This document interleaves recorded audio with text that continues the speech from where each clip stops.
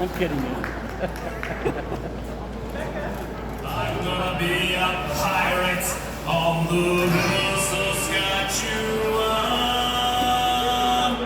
And it's a heave-ho, hi-ho, coming down the waves, stealing weeds and barley and all the other grains. And it's a ho-hey, hi-hey, bombs by your doors when you see the Jolly Roger on Regina's mighty shores.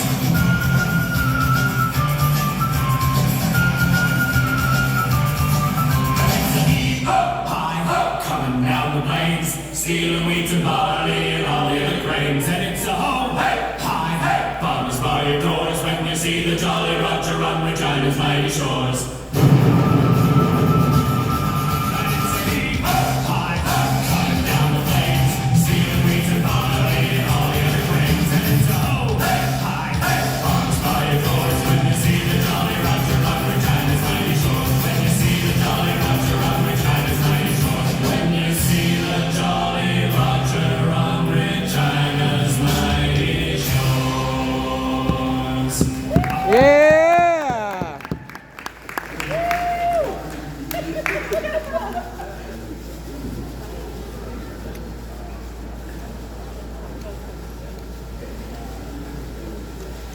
Well, good afternoon, everyone. We are here wrapping up another incredible week at Canada's Farm Show, presented by Nike. And there is no better way than by celebrating the game that brings the entire province together, rider pride and championship pride. Here in Saskatchewan, we know a thing or two about hard work, resilience, and teamwork. Those qualities that drive success on our farms are the same qualities that it takes to win on the football field. And this past season, Rider Nation has had a lot to celebrate. Today, we are thrilled to welcome the quarterback of the Saskatchewan Roughriders, a leader on and off the field. Trevor Harris has built an incredible career in the CFL, known for his leadership, preparation, and ability to perform under pressure, qualities that ultimately led the team to football's ultimate prize. Joining our quarterback is the most iconic trophy in Canadian sports, the Grey Cup. Let's have a Saskatchewan round of applause as we celebrate a championship season and the pride of Rider Nation, Trevor Harris. Yeah!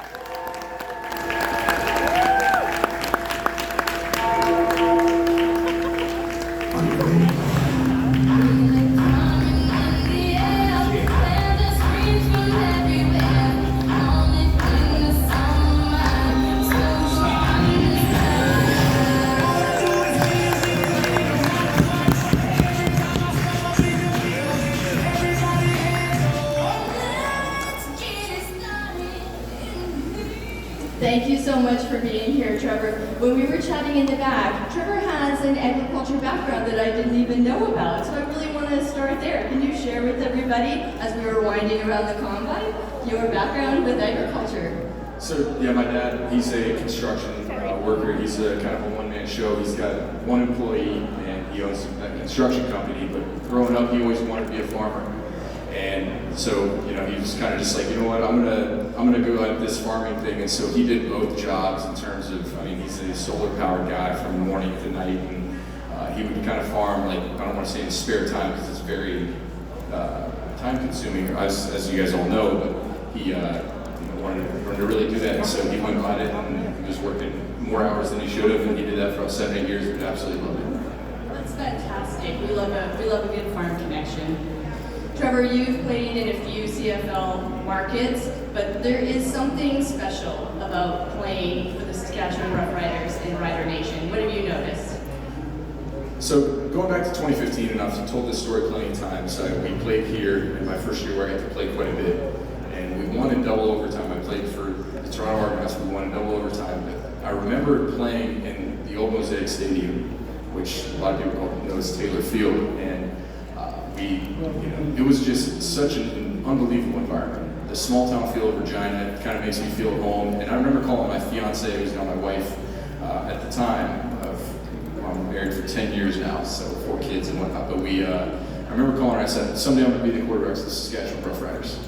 And she was like, why? And you know, I kind of just explained to her, I was like, that place, it just feels like home because it's a small town, the community owns the team, you can feel the passion from the fan base, and you can feel how much of football nuts they are. And you know, so leaving there, I was like, you don't really know life and death and the power of the tongue, as the Bible says, and speak things into existence. And I'm really glad that I felt that way at that time because I really feel like it was something that I hoped for and God made happen for me. It's really cool you can feel that Saskatchewan energy. I've lived here my whole life, and so I'm part of that Saskatchewan energy. I get it. As quarterback, you're often the leader on the field, and there's many of us in the room today that are gearing up for our really busy season in the field. We're going to be seeding here in a pretty short period of time. How do you approach building trust and strong communication with your team, and how could those same principles apply to leading a successful farm crew?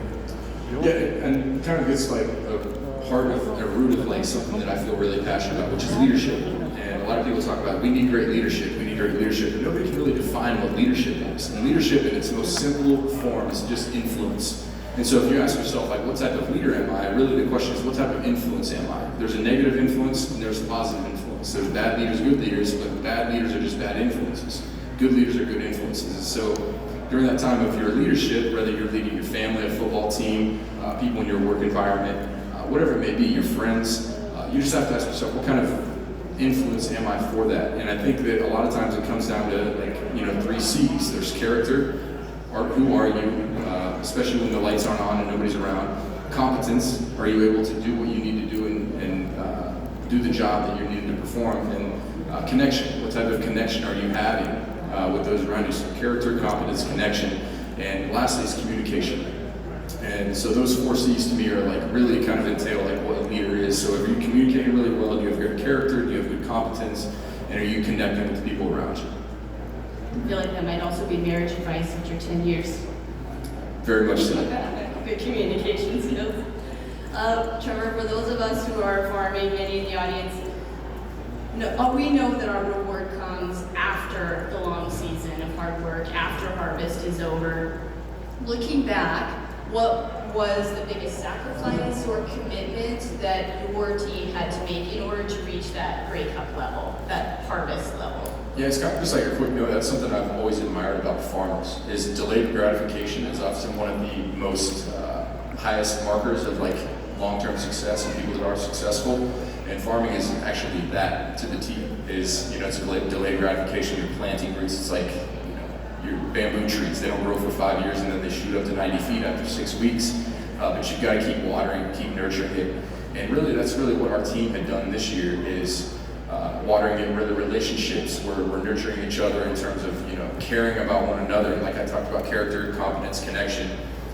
We had a really connected team, and I think that a lot of times the closest families pray together, they're connected together, and I think when you have that tight knit, you know, through the connection, whether through prayer or whatever that may be, is I feel like you grow closer, and I think that as our team got closer and closer, you're able to do more for one another, and I think that the more you care about somebody, the more you're willing to sacrifice for them, and that's why family is so important. And so if you can, as a team, become more like family, you're going to push each other further, you'll sacrifice more, and ultimately become a better team, a team that can hoist the Grey Cup at the end of the season. That really resonates with me. We have some truly amazing people on our farm, some family members and some chosen family, and that's really good advice. We're going to take that back to our farm team for sure. You've really had an impressive career in the CFL and you're still performing at an incredibly high level. What's helping you maintain that level of performance? Yeah, that's a question you start getting once you don't really look forward to because that means you're getting old. Do you honestly just get tired of people talking about your age? No, I think it's kind of a badge of honor because I get, you know, you get told in the locker room, they're like, call me Unc. You're like, what's up, Unc? And you know, I'm like, you know what, you guys play your cards right, maybe you'll get to be called Unc someday, you know what I'm saying? So like, we hope, yeah. And so I kind of wear this badge of honor. It's you know, I've been graced by God very much so that I'm still playing to this day. And kind of like you talked about, you alluded to earlier, what sacrifices are made for you to have success. And so I don't really want to be like sound like I'm gloating, but I'm a partier. I don't go out and party. I don't drink alcohol. That's not really my thing. I'd rather get good sleep. I hydrate well. I eat right, I get my workouts, and they're become non-negotiable. I have non-negotiables. There are non-negotiables on my list, and a lot of them, have to do with what type of person do I want to become. And Coach Mace talks all the time about be exactly who you expect to be. And so who do you want to be? You have to be that person that's going to accomplish that. And so I've always said, like, I'm going to play well in my 40s. I've said that, and I feel like you speak everything to existence. And we talked earlier just about like life and death and the power of the tongue. You speak things to existence, but if you really do want to play in your 40s, are you going to go out and party all weekend? Or are you going to treat your wife and kids in a not a great way? Or are you going to nurture relationships there and keep yourself healthy? Are you going to hydrate, eat well, work out well, maybe adapt your sort of training regime to the point where you understand what your body needs? And I think it's an around-the-clock job of allowing yourself to get your body to feel right. And I always just said that my number one goal was I didn't want age to be the reason I retire. I wanted it to be when I want to be done. And that's not something that I've done myself. It's through the power of God, and I'm just really thankful for that. And so it's something that I'm just constantly striving for, to try and make sure that it's never an age thing. Like, well, looks like Trev's falling off. I don't want that to be kind of what's going on. I want it to be when I want to be done. And I always tell people, like, age won't be the thing's going to retire me, so I'm going to keep speaking that to existence as well. It's really, truly advice. I hope people that are younger than us that are in the audience are heeding that, because you can't even get to that mindset until you've reached your 40s. Is that right? Does that feel right for you? Correct. I mean, yeah, when you're younger, everybody can perform, everybody can recover. And so, like, as a lot of us in the audience know, as you age, the difference is the recovery piece. How can you recover from a hard workout? A lot of times your hips, your knees, your ankles, your joints will hurt. So how can you combat those things is, making sure that you're getting the proper recovery. And so there's really no overtraining, it's just under recovery. And so you have to be more cognizant of what you need, what the body needs to recover. That way you won't kind of hit that proverbial wall where they say, like, ice falling off a cliff sort of thing. I don't know how many other Canadian sports you've tried out since you've been here. Maybe you tried curling, but I was a curler back in high school, and I got a chance to curl with my high school curling coach, and he's in his 80s, his late 80s. And I asked him, Mr. Yagoniski, what's your advice for people wanting to curl in their 80s? And he just took 1 minute and he said, well, you don't stop curling. I thought, well, if you want to play football in your 80s, Trevor, don't stop playing football. Maybe a little bit of a stretch there. But I think that it's really cool advice, because I heard the other day somebody say, once you start declining, once you stop ascending mentally, you become a declining asset. And so, are you becoming a better football player, a better husband, father, farmer, whatever you are doing? Are you becoming better mentally? Then if you're not, you become a declining asset. And so, like, that's something else that I'm very cognizant of. I have a neuroplastician that I work with from time to time. I have a mental performance coach to make sure that I'm still ascending mentally, because most of the time, if you talk to pro athletes, say, what part of your game is mental? How much of your game is mental? And as a quarterback, it's probably 75%. There's not a lot of physical traits that will separate quarterbacks in terms of how hard we throw it. So they'll say about 75-80%. I would say, well, how much time are you spending working on the mental side? And so that's something you really have to ask yourself. That's amazing. And well, speaking of assets, you have a fan base that is truly an asset to your football team. And I think Rider fans want to know, what is your favorite game day tradition, or maybe superstition, if that's more the case? Yeah, to quote from The Office, I'm not superstitious, just a little stitious.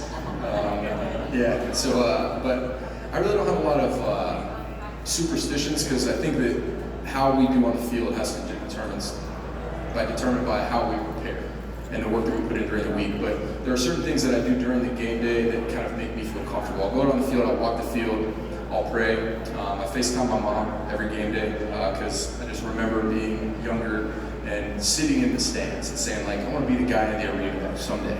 And I call my mom and just say, Mom, thank you for all the sacrifices that you've done to allow me to be the guy in here today. And it's just something that I just have to pinch myself every week, that I get to be that guy. And I'm just really thankful and grateful. So it gives me a spirit of gratitude. And then I go out there and just flip the switch and say, like, okay, here's some plays I'll visualize. But I think my favorite game day tradition is my wife makes game day breakfast for me. And then I have game day breakfast, I go take a nap. Okay, we have to know what is on game day breakfast menu. It's organic. It's kind of evolving every week. Sometimes she makes her own sourdough bread at home, so sometimes we'll do sourdough French toast. Sometimes we'll do a healthy pancake, so it's like protein, banana, some like really good farmer oats actually that we buy. I might have to Showtime is organic and all that kind of stuff, right? But we do that, a lot of eggs and that sort of thing. So good protein, good carbs, good nap, and then go play a good game. So good. Well, if you're thinking years from now and you're looking back, in particular at your Grey Cup championship, what do you think you will remember the most from them? I hope that I remember how well we responded from winning this year. That's my mindset. Is I'm not really thinking about, and I don't think anybody should be thinking about how cool it was that we won. It's now looking forward. What's our response? And I think that's something that we need to think about in life is we have events, we have responses, and we have outcomes. We don't control the event, we don't control the outcome, but we do control the response. And so how do you respond to things? So we win a championship. Cool. Now nobody cares. What are you responding like? How are you going to respond this year as a team? Are we going to ascend? Or are we going to say, we won one already, we're cool? And the culture that we have, the coach that we have, the offensive coordinator that we have, myself, I don't think that we have any leaders in our room that are saying, like, we're cool now, we won. It's about responding and becoming a better football team this year and ascending and taking this thing a little bit higher. I think one of the challenges we have on our farm is maybe our lack of celebrating when we do have a good year. We tend to, especially in Canada, we're gearing up for winter as soon as harvest is over. And so there's always something else to do, even after that championship, even after the harvest is over. But do you have some advice? So you talked about your response to it. How do you just take a minute and enjoy the moment that you're in and celebrate the harvest or celebrate the Grey Cup, just for those few minutes? It's a great question. I think that as a society, we're kind of, by the schooling system, we're kind of programmed the opposite way. If you get a test back and you score 97%, the first thing you do is say, what did I miss? So we always focus on the negatives. That's kind of what we do. But for the saying, how do you eat an elephant one bite at a time? And really the best way to do it would be to tell yourself how far you've come in each and every bite that you've taken. And so having checkpoints of saying like, okay, I did this well, now it's time to make the next right move. And so just do the next right thing. And I think that's something that I've learned through my time just going through the Bible is just do the next right thing. Whether that's treating people really well, whether that's getting to bed at a certain time so you can get a certain amount of sleep, that way you can perform well as a person, husband, whatever that may be. It's just doing the next right thing, but also understanding that there are checkpoints at times you need to say, okay, hey, I did this, a good job here, this is a good checkpoint, and saying I've come this far. And there's actually a reward system called dopamine that is released through that, is every time that we realize that we've done something well and we can move on to the next step, that is released in our brain, so we tell ourselves, okay, I'm making progress, now I can do the next step. Based on the previous presentation we had by Dumore Agriculture Foundation on mental well-being for farmers, I think we are lacking a little piece of that, so it's good advice. You have a lot of fans in the room today, a lot of fans at the farm show, and truly without a doubt, Saskatchewan fans are famous across the country, but I do a lot of traveling around the world, and I run into a whole lot of fellow fans wearing green all over the world. What did it mean to you and to the team to bring back a Grey Cup to Rider Nation, world's best fans? I tell you, you didn't really understand. I didn't really understand until it was done. And we came back and you just talked to the people around here. It's just absolutely phenomenal reception. It's been phenomenal listening to people and just saying we're like, thank you so much. I'm like, God, you guys earned this as well. This is kind of our championship together as a community, as a team. And I mean, Rider Nation is just everywhere. It's amazing. We used to play in Toronto. We used to talk about like, man, do you think the Saskatchewan fans are going to be loud at our home games? And it was just like, it's just like crazy. But I have like my personal trainer. He lives in Florida, and we Zoom. And when we train these, I sent him down some gear, and he runs into people all the time like, you root for the Riders too? So you can take the person out of Saskatchewan, but you can't take the Saskatchewan out of the person. So good, Trevor. Go ahead and clap for that. That was great. Trevor, we are so proud of you, and we are so proud of our team, and we're looking forward to the next season already. We want to thank you for being here today and for just sharing the joy of the team, your leadership, and the Grey Cup with the people who support you right here in Saskatchewan. So another round of applause. Thank you to Trevor. And lastly, thank you guys. I appreciate it. I never take it for granted a single day that I get to be a quarterback here. I'm just really grateful for our community, for the fan base. I can't tell you how much we talk about how great our fan base is and how great the community is here. So thank you for having me, and we, as a team, we appreciate you guys very much. Thanks, Trevor. Go Riders! Over at the great Baptist on the corner.